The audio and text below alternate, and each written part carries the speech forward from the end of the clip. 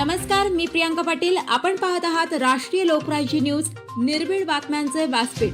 आज आपण दिवसभरामध्ये घडणाऱ्या घडामोडींवर नजर टाकूया. रामदास वाणी यांच्या प्रचार रॅलीत खासदार निलेश लंके यांनी दिलेली रोखठोक प्रतिक्रिया. नक्की काय म्हणाले निलेश लंके? राजकारणामध्ये भीती आणि दहशतीचे वातावरण तेव्हाच निर्माण केलं जातं जेव्हा सत्ता किंवा निवडणूक हाताबाहेर जात असल्याचे लक्षात येते.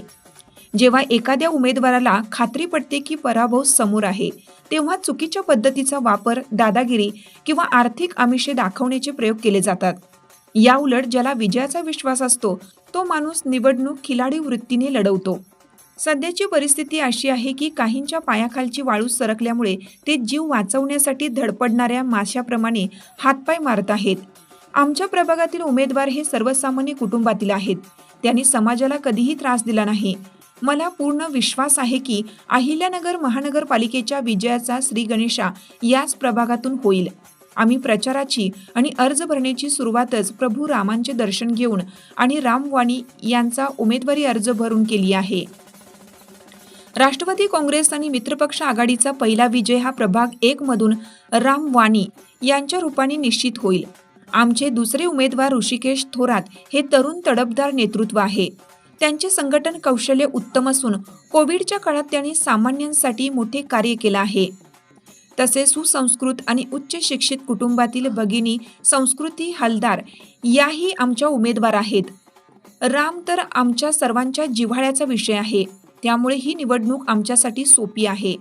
छत्रपती शिवाजी महाराज आणि प्रभू श्रीराम यांचे नाव घेऊनच आपण प्रत्येक चांगल्या कामाचा शुभारंभ करतो.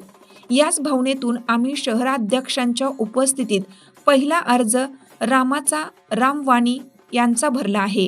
पक्षाच्या उमेदवाराला जो भीती दाखवण्याचा प्रयत्न केला जातो साहेब, याबद्दल आपलं काय मत आहे? राजकारणामध्ये भीती, दहशत हे वातावरण कधी निर्माण करतो?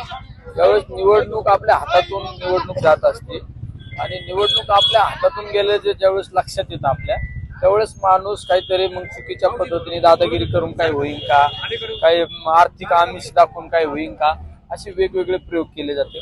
ज्याच्या पूर्णपणे निवडणूक हातात येते, निवडणूक तो माणूस कधी पण तो उमेदवार खेळीमेळीत निवडणूक त्या ठिकाणी हाताळत असतो. पण आपल्या पायाखालची वाळू सरकल्यानंतर अशा पद्धतीने होतं.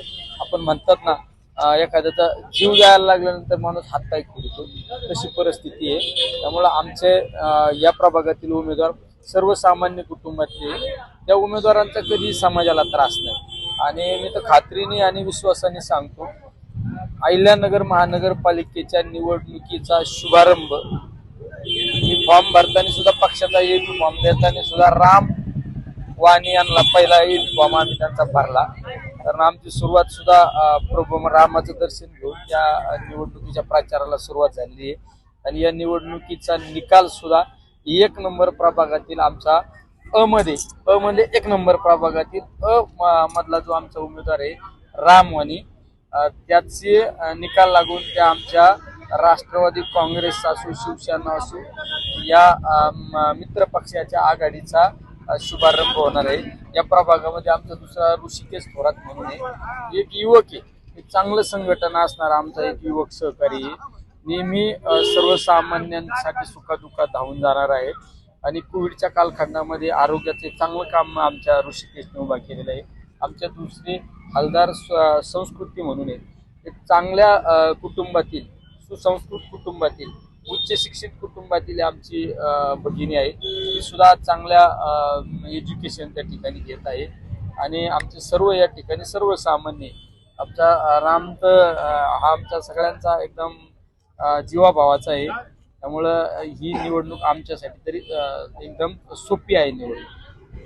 प्रभू श्रीरामांच्या या नावाला काय प्रतिसाद मिळतोय वाढवत, तुम्हाला काय वाटतं? शेवट प्रभू श्रीरामांचं नाव, छत्रपती शिवरायांचं नाव घेऊनच या राज्यामध्ये, देशामध्ये प्रत्येक गोष्टीचा शुभारंभ होत असतो. त्यामुळं आम्ही ज्यावेळेस उमेदवारी एबी फॉर्म भरत होतो, आमचे शहराध्यक्ष त्या ठिकाणी उपस्थित होते. आम्ही म्हणलं पहिला रामचा फॉर्म भरा. राम कृष्ण हरी, राम कृष्ण हरी. राष्ट्रीय लोकराज्य न्यूज नेटवर्क, अहिल्यानगर. ताज्या बातम्यांसाठी आणि अपडेट्ससाठी राष्ट्रीय लोकराज्य न्यूज चॅनलला सबस्क्राईब करा, तसेच लाईक आणि शेअरही करा.